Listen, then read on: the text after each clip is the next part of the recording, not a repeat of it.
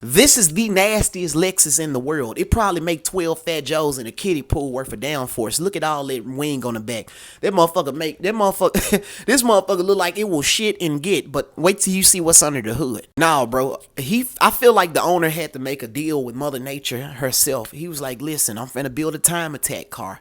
I don't just want downforce. I want you to queef on the back of this wing. Roll cage, racing seat, racing harness, all type of shit. Like anything you think could be done to this has been done. A lot of time and effort went into this build. You pop the hood and it looked like art. It don't just look like another big turbo 2J build. No.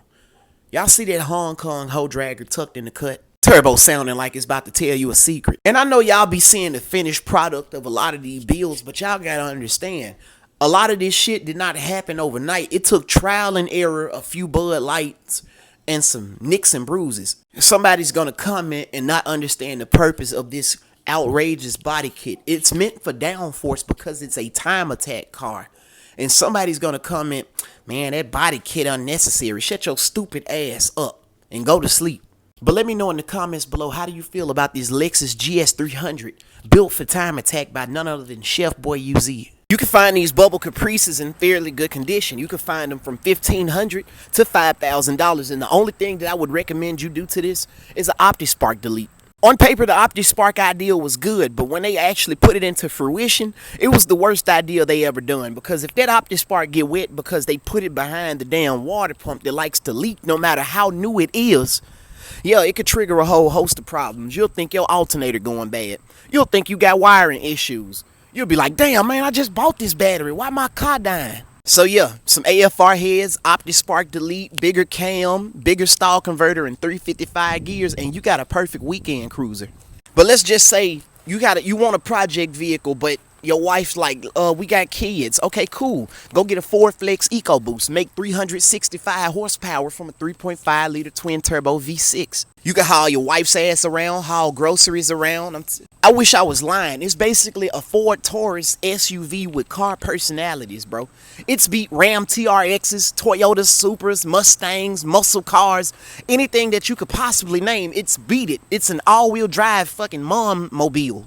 Now we have the third gen Camaro. See, the thing is, the reason why this is so underpowered is because of tighter emissions regulations. You know, they was on Chevrolet's ass. Look, no more big blocks, none of that shit. You're gonna have to downsize. So instead of giving you like these big block packages like the 70s and the 60s and shit like that, they gave you this third gen Camaro with a whole lot of appearance packages and a 305.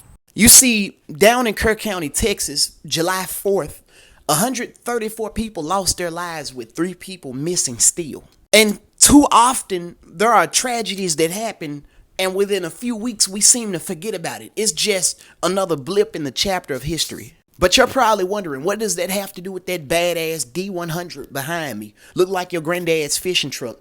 Oh, it hauls more ass than your grandmother in her 20s, but we'll get to that. Pop the hood and it's got a Scat Pack 392 crate engine with liver noise pistons and H-beam rods. It's about nastier than your toddler's hands after eating Cheetos and touching an iPad. Holly Terminator X management system, Hellcat injectors, Texas Speed Cam, a 6-speed manual T56 from a Viper, a linked and built sure grip rear end, QA1 suspension all the way around, custom interior, bro. Like, this is a bad-ass truck. Let's also not forget this beautiful patina paint job. When this truck, make sure you go to surfhousefoundation.org. Then you purchase the Surf House Foundation sticker that benefits the Kerrville flood victims. If you want to help, now's your time to do it. Tell them I sent you. One thing about people from Mississippi who race, you can expect them to have a crazy ass name for their car. Like that Donk Oil Pressure. Or better yet, this one. It's called Clean Getaway. This is a nitrous big block Monte Carlo on a 275 radial. Oh yeah, these Mississippians love they big block nitrous cars. I'm telling you, that's all that's in Mississippi. Leave these guys alone. If his race gas smell like a car full of musty hoes headed to the club, that man mean business. No, Mississippi full of gangster ass racers. I'm not even joking, bro. Look at this G-body. It's nasty as hell. We're talking about a car on more dope than Whitney Houston's nose has seen in the 90s. This man literally has more tire on this Monte Carlo than the entirety of every Hooters worker that I've ever seen. Tires got more grip than a bum's hands around $200. And still somebody gonna say some slick ass shit and be like, man, all that just to get gapped by a 200 horsepower Honda I built in my backyard using nothing but used condoms. Shut the fuck up. Because if you calculate the distance between fuck around and find out, you'll realize that your mom is a professional T-Rex ball sack smuggler. Make sure you follow one of the baddest fucking grudge racers in all of Mississippi. Clean Getaway 1. Tell them I sent you.